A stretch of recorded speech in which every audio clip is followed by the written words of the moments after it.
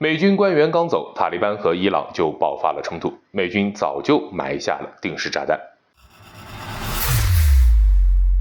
大家好，欢迎收看马超说，我是马超。就在近日中东地区发生了一件让人比较意外的事情，即伊朗边防军和阿富汗塔利班边防士兵在边境地区发生了冲突。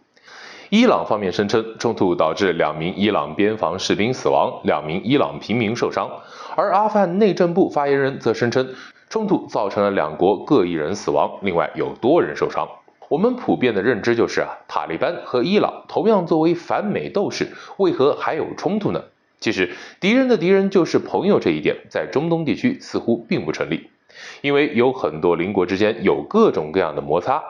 而这次塔利班和伊朗的冲突起因就是水权问题。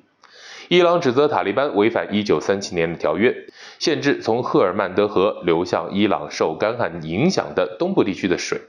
但是塔利班否认了这个指控。那么关于冲突的细节也是双方各说各的，双方互相指责是对方先开火的。塔利班声称伊朗边防部队先向阿富汗开火，而伊朗则声称塔利班部队没有遵守规则，就向萨索利检查站开枪了，伊朗进行了反击。而且从传出来的视频来看塔利班还动用了重型武器和迫击炮。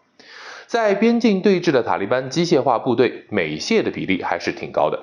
自从2021年8月美国从阿富汗撤军之后美国提交的国会报告统计数据就显示，美军留下了价值70亿美元的装备。美军慌不择路是一方面，但是更多的则是埋下了定时炸弹。自二战以来，美国军队在历次大规模军事行动结束撤离的时候都会留下大量的武器装备，而这样的处理方式对美国而言是相当合适的。首先，运输的成本就很高，其次，给当地政府留下烂摊子。这些武器很容易就落到一些地方武装和私人武装的手上，会给当地造成长久的治安混乱。所以说美国就是到处搞事情。而且一些先进敏感的装备已经是做了报废处理的，不会造成技术泄密的情况。而拥有大量美械的塔利班也是物德充沛。在和邻国伊朗发生冲突之前，塔利班还和巴勒斯坦边防部队也爆发了冲突。起因是塔利班武装人员在巴勒斯坦边境附近设立了一个检查站，巴方表示了反对。而事态升级之后，塔利班还动用了重型弹药。这次和伊朗的冲突也是动用了机械化部队。不过除了水权争夺这件事情之外一些伊朗人认为这件事情不简单。冲突是在塔利班国防部长雅库布和美国中央司令部官员在巴格拉姆举行暗会后立即发生的。塔利班和美国是对立关系，有暗通款曲的可能性吗？当初美军从阿富汗撤走之后，美国国务卿就表示今后将有条件与塔利班接触。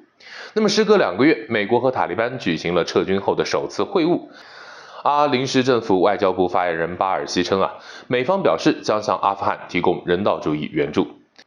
从这一点就可以看出，双方虽然是宿敌，但是也可以是合作关系。